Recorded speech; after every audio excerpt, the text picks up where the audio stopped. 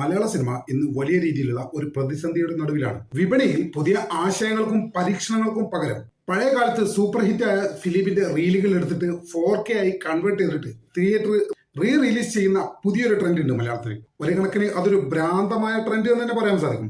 ഇത് മലയാള സിനിമയുടെ അസ്തിത്വത്തിനെയും അന്തസ്സിനെയും തന്നെ ബാധിച്ചിരിക്കുകയാണ്. ഇത് എത്തരത്തിലാണ് മലയാള സിനിമയുടെ അന്തസ്സിനെ ബാധിച്ചതെന്നറിയോ? ഇപ്പൊ പഴയ കാലത്ത് ക്ലാസിക്കുകളായ ചില ചിത്രങ്ങളുണ്ട്. വലിയ ഹിറ്റായ വലിയ ഹിറ്റ് മേക്കേഴ്സ് ഉണ്ടാക്കിയ ലെജൻഡുകളായ ആളുകൾ പിന്നണിയിലും മുന്നണിയിലും വലിയ രീതിയിൽ പ്രവർത്തിച്ച് വലിയ ഹിറ്റായ പല സിനിമകളും ഈ അടുത്ത കാലത്ത് റിലീസ് ചെയ്ത് വലിയ ദുരന്തമായി മാറിയിരിക്കുകയാണ്.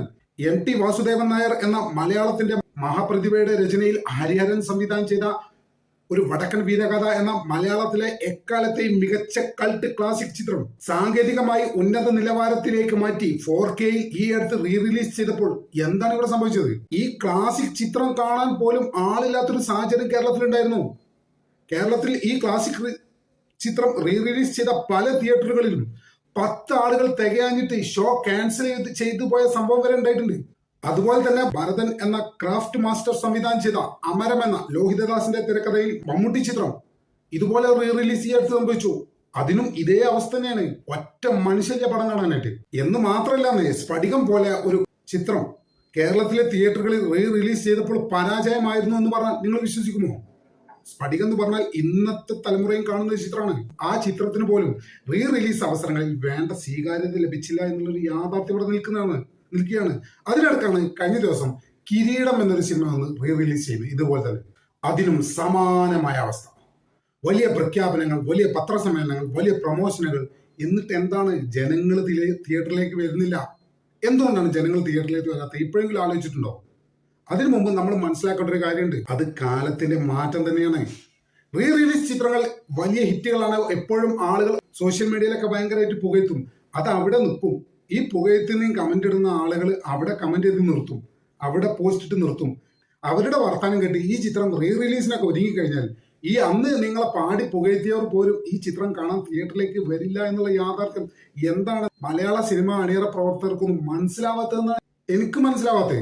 എന്നാൽ അതേസമയം റിലീസ് ചെയ്ത് വലിയ ഹിറ്റുകളായ ചിത്രങ്ങളും മലയാളത്തിലുണ്ട്. അതിന് ഉദാഹരണമാണ് ഛോട്ടാ മുംബൈ. അതുപോലെ തന്നെ ദേവദൂതൻ പോലുള്ള സിനിമകളൊക്കെ വലിയ ഹിറ്റായിട്ടുണ്ട് റിലീസ് ചെയ്ത അവസരങ്ങളിൽ. അത് എന്തുകൊണ്ട് ഹിറ്റായെന്നറിയോ? അതിന്റെ പ്രധാന കാരണം, പ്രത്യേകിച്ച് ഛോട്ടാ മുംബൈ പോലുള്ള ഒരു സിനിമ കേരളത്തിൽ റിലീസ് ചെയ്ത അവസരത്തിൽ വലിയ രീതിയിൽ പ്രേക്ഷകർ സ്വീകരിക്കാനുള്ള ഒരു പ്രധാന കാരണം അത് ഔട്ട് ആൻഡ് ഔട്ട് ഒരു ഫൺ മൂവിയാണ്. അതിലെ പല തമാശകളും ഇന്നും ആളുകൾക്ക് റിലേറ്റ് ചെയ്യാൻ പറ്റുന്ന രീതിയിലാണ് ഒരുക്കി വെച്ചിട്ടുള്ളത്. അതുകൊണ്ടാണ് അത്തരം സിനിമകൾ ഇവിടെ വലിയ വിജയമായി മാറുന്നത്. അതുപോലെ തന്നെ ദേവദൂതൻ 2000 ഈ സിനിമ ഇറങ്ങിയ സമയത്ത് ഈ സിനിമ വലിയൊരു പരാജയമായിരുന്നു. പിന്നീട് കാലക്രമേണ യൂട്യൂബിൽ ആളുകൾ ഇത് കണ്ട് ആ സിനിമയുടെ ക്വാളിറ്റി തിരിച്ചറിഞ്ഞ് ആ പ്രേക്ഷകരുടെ നിരന്തരമായിട്ടുള്ള ആവശ്യപ്രകാരമാണ് ദേവദൂതൻ എന്ന ചിത്രം 4K മാറ്റി റിലീസ് ചെയ്തത്. അവിടെ പ്രത്യേകം ശ്രദ്ധിക്കേണ്ട ഒരു കാര്യമുണ്ട്.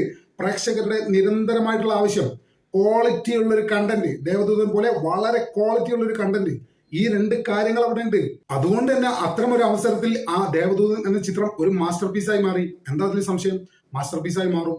ദേവദൂതൻ അത്തരത്തിലൊരു സ്വീകാര്യത ജനങ്ങളിൽ നിന്ന് അർഹിക്കുന്നുണ്ട്. അത് റിലീസ് ചെയ്ത 2000 കാലഘട്ടത്തിൽ അതിന് ലഭിക്കാതെ പോയി.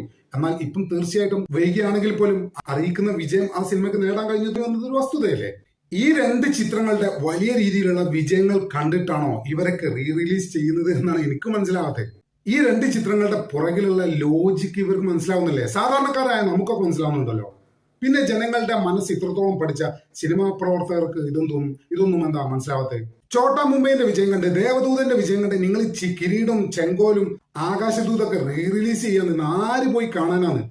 ഇത്തരം സിനിമകളൊക്കെ ഇന്നും ആളുകൾ കാണുന്നുണ്ട്. പക്ഷെ സിനിമകളായി കാണുന്നില്ല. ഇതൊക്കെ ഇന്ന് സീരിയൽ നിലവാരത്തിലുള്ള സിനിമകളാണ്.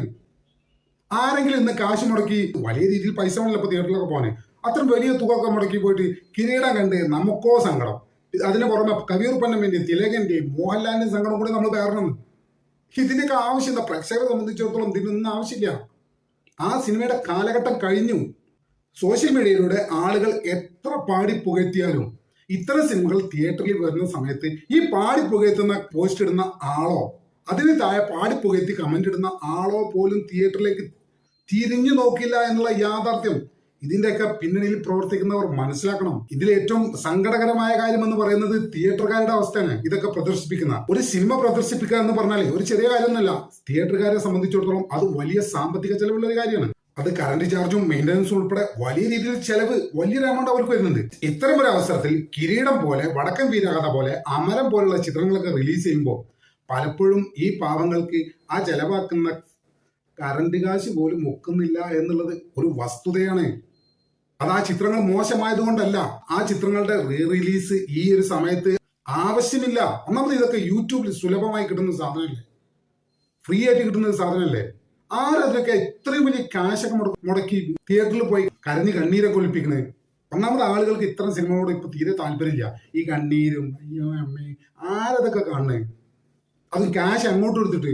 ഇത്തരത്തില് ദേവദൂതന്റെയും ചോട്ടാ മുംബൈയുടെയും വിജയം കണ്ടിട്ട് എന്നാ പിന്നെ ഞാനും ഇറങ്ങിക്കളയാമെന്ന് ലാഭ മനസ്സോടെ ഇറങ്ങുന്ന 4Kയിലേക്കൊക്കെ മാറ്റി ഇറങ്ങുന്ന ഈ നിർമ്മാതാക്കൾ മനസ്സിലാക്കേണ്ടത് ഇതിനൊക്കെ ബലിയാടാക്കുന്നത് അറിഞ്ഞോ അറിയാതെയോ തിയേറ്ററുകാരാണ്.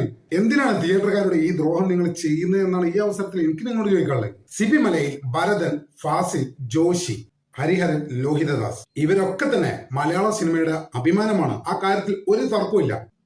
ഇവരുടെയൊക്കെ കൾട്ട് ക്ലാസിക് ചിത്രങ്ങൾ റീ റിലീസ് ചെയ്ത് 4Kയിലേക്ക് മാറ്റി റീ റിലീസ് ചെയ്ത് തിയേറ്ററിൽ എത്തിക്കുമ്പോൾ കാണാൻ 10 പേര് തികച്ചില്ലാത്ത അവസ്ഥയിൽ നിങ്ങളൊന്ന് ആലോചിക്കുക. അത് സത്യത്തിൽ അവരെ കൂടി അപമാനിക്കുന്നതിന് തുല്യല്ലേ. അതുപോലെ തന്നെ മമ്മൂട്ടി, മോഹൻലാൽ പോലെയുള്ള മലയാളത്തിലെ സൂപ്പർ താരങ്ങളോട് ചെറിയൊരു റിക്വസ്റ്റ് ഉണ്ട്. ഇത്തരം ബിസിനസ്സുകൾക്ക് നിങ്ങളുടെ പേര് വലിച്ചേക്കാൻ നിങ്ങൾ സമ്മതിക്കരുത്. നിങ്ങൾ ദയവ് ചെയ്ത് നിങ്ങളുടെ ആരാധകരെ ഇനിയും മണ്ടന്മാരാക്കരുത്. സോഷ്യൽ മീഡിയയിലെ കൾട്ട് ക്ലാസിക് ചിത്രങ്ങളെ കുറിച്ചുള്ള പാടിപ്പുകയത്തലുകൾ കണ്ടിട്ട് അതിലൊന്നും നിർമ്മാതാക്കളോ അഭിനേതാക്കളോ സംവിധായകരോ ഒന്നും വീണ് പോവല്ലേ. ഇതിന്റെയൊക്കെ യാഥാർത്ഥ്യം നിങ്ങൾ മനസ്സിലാക്കുക. ആദ്യം നിങ്ങൾ സോഷ്യൽ മീഡിയ എന്താണെന്നെങ്കിലും ചെറുതായിട്ട് മനസ്സിലാക്കൂ എന്നാണ് എനിക്ക് പറയാനുള്ളത്. ഈ സോഷ്യൽ മീഡിയയിൽ നിങ്ങളെ പാടിപ്പുകയത്തുന്നവർ ആരും തന്നെ, അല്ലെങ്കിൽ നിങ്ങളൊന്ന് അന്വേഷിച്ച് നോക്ക്, ഈ പാടിപ്പുകയത്തിയവരിൽ അല്ലെങ്കിൽ പാടിപ്പുകയത്തി കമന്റ് ഇട്ടവർ മാത്രം ഈ സിനിമ കണ്ടിരുന്നെങ്കിൽ ഒരു പക്ഷെ നിങ്ങൾക്ക് ലാഭമാകുമായിരുന്നില്ലേ. അപ്പൊ അതിൽ നിന്ന് നിങ്ങൾ എന്താ മനസ്സിലാക്കേണ്ടത്? അവര് പോലും ഈ ചിത്രം കണ്ടിട്ടില്ല. അവസാനമായിട്ട് പറയാനുള്ളത് പ്രൊഡ്യൂസർമാരോടും വിതരണക്കാരോടും, സോഷ്യൽ മീഡിയയിലെ ഈ പിരികേറ്റിലൊക്കെ കണ്ട് നിങ്ങൾ വെറുതെ ക്യാഷും ചെലവാക്കി 4Kയിലാക്കി ഇതൊന്നും റീ റിലീസിന് കൊണ്ടുവരരുത്. നിങ്ങൾ എത്ര ക്യാഷാണോ ചെലവാക്കുന്നത് അതിന്റെ 10% പോലും റീ റിലീസ് ചെയ്ത സിനിമകളിൽ നിന്ന് ലഭിക്കുന്നില്ല എന്നുള്ള യാഥാർത്ഥ്യം ഒരു പരസ്യമായ രഹസ്യമാണ്. ഒരു പ്രേക്ഷകനെ സംബന്ധിച്ചിടത്തോളം ഇന്ന് അയാൾക്ക് ഒരു സിനിമ കാണുക എന്ന് പറഞ്ഞാൽ അത് വലിയ ചെലവുള്ള കാര്യമാണ്. 150, 250 ടിക്കറ്റിന് വില. പിന്നെ തിയേറ്ററിലേക്ക് പോകാനുള്ള സമയച്ചെലവ്, ഇന്ധന ചെലവ്, ഭക്ഷണ ചെലവ്, ഇതെല്ലാം കണക്കുകൂട്ടി വരുമ്പോൾ ഒരു സിനിമ കാണാൻ ഒരു പ്രേക്ഷകന് ഏറ്റവും ചുരുങ്ങിയത് 500 രൂപയെങ്കിലും വരും. സ്മാർട്ടായ ഇന്നത്തെ പ്രേക്ഷകൻ നിങ്ങൾ ഈ റീ റിലീസ് ചെയ്യുന്ന കണ്ടന്റ് യൂട്യൂബിൽ ഫ്രീ ആയി കിട്ടുന്ന ഈ കാലത്ത് 500 രൂപ എന്ന വലിയൊരു എമൗണ്ട്, ഒരാളുടെ ഒരു ദിവസത്തിന്റെ വലിയൊരു ശതമാനമാണ് 500 രൂപ എന്ന് പറയുന്നത്. അത്രയും വലിയൊരു എമൗണ്ട് മുടക്കി ആരാണ് തിയേറ്ററിൽ വരാൻ നിൽക്കുന്നത്? നിങ്ങൾക്ക് സാമാന്യ ലോജിക്ക് ഒന്ന് വെച്ച് ഇതൊന്ന് ആലോചിച്ചൂടെ? എൻഡ് ഓഫ് ദ ഡേ നിങ്ങളൊക്കെ ബിസിനസ്സുകാരല്ലേ. ഇപ്പോഴത്തെ കാലത്ത് ഈ റീ റിലീസ് എന്ന വാക്ക് തന്നെ പ്രേക്ഷകരെ സംബന്ധിച്ചിടത്തോളം അരോചകമായി മാറിയിട്ടുണ്ട്. ഇനിയെങ്കിലും പ്രേക്ഷകരെ പറ്റിക്കാതെ നിങ്ങൾ ഈ റീ റിലീസിന് ചെലവാക്കുന്ന തുക ഉണ്ടല്ലോ, പുതിയ സംവിധായകരെയും പുതിയ ആശയങ്ങളെയും പ്രോത്സാഹിപ്പിക്കാൻ വേണ്ടി ഉപയോഗിക്കണമെന്നാണ് എനിക്ക് പറയാനുള്ളത്. തിയേറ്ററിൽ ആളില്ല, സംവിധായകരെ അവരുടെ ക്ലാസിക്കിന്റെ പേര് റീ റിലീസ് ചെയ്ത് അപമാനിക്കുന്നു, ഷോ റദ്ദാക്കുന്നു. ഇനിയും എന്തിനാണ് ഈ റീ റിലീസ് നാടകം? അനാവശ്യമായി ഇത്തരം കാര്യങ്ങൾക്ക് വേണ്ടി പണം ചെലവാക്കി സിനിമയുടെ പ്രതിച്ഛായ തകർക്കാതിരിക്കാൻ ശ്രമിക്കുക എന്നുള്ളതാണ് ഈ വിതരണക്കാരോടും നിർമ്മാതാക്കളോടൊക്കെ നമുക്ക് അവസാനമായിട്ട് പറയാനുള്ളത്. ഇനിയെങ്കിലും ദയവായി ഈ ബോറൻ പരിപാടി ഒന്ന് നിർത്തൂ. പ്രേക്ഷകർക്ക് ഇത് മടുപ്പായി തുടങ്ങിയിട്ടുണ്ട്. നിങ്ങളെ പിരികേറ്റാൻ സാമൂഹ്യ മാധ്യമങ്ങളിൽ നിരവധി ആളുകളുണ്ട്. ഇവരൊക്കെ പിരികേറ്റി അങ്ങനെ പോകുന്നില്ലാതെ നിങ്ങളൊരു കണ്ടന്റ് കൊണ്ടുവന്നാൽ ഇവരുടെ പിരികേറ്റിൽ കണ്ട് നിങ്ങളൊരു കണ്ടന്റ് പുറത്തിറക്കാൻ ആ കണ്ടന്റ് കാണാൻ പോലും ഇവരൊന്നും വരില്ല എന്നുള്ള യാഥാർത്ഥ്യം നിങ്ങൾ മനസ്സിലാക്കണം. അതും നിങ്ങൾ ഈ റീ റിലീസ് ചെയ്യുന്ന ഈ പ്രോഡക്റ്റ് സൗജന്യമായി യൂട്യൂബിലും OTT പ്ലാറ്റ്ഫോമിലൊക്കെ കിട്ടുന്ന ഈ കാലത്ത് ആരാണ് ഇത്രയും വലിയ തുക ചെലവാക്കിയിട്ട് ഇതിനൊക്കെ വരിക? എന്നാൽ ഏതെങ്കിലും രീതിയിൽ ആളുകളെ രസിപ്പിക്കുന്ന ഒരു സാധനമാണോ അത്? അല്ല. എന്താ കണ്ടന്റ്?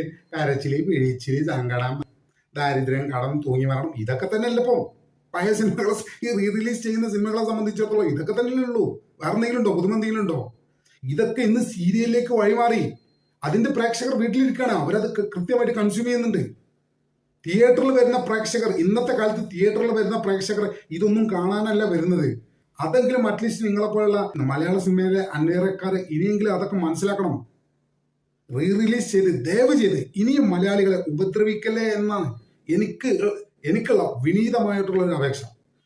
നമ്മുടെ ചാനൽ ഇതുവരെ സബ്സ്ക്രൈബ് ചെയ്യാത്ത ആളുകൾ ഇപ്പോൾ തന്നെ സബ്സ്ക്രൈബ് ചെയ്ത് പിന്നോട്ട് തുടങ്ങുന്ന വളരെ വിനീതമായി പ്രവർത്തിക്കുന്നു. മറ്റൊരു വീഡിയോ ഒട്ടും വേഗം തന്നെ കാണാൻ പ്രതീക്ഷയോടെ ഇവിടെ പറയുന്നു.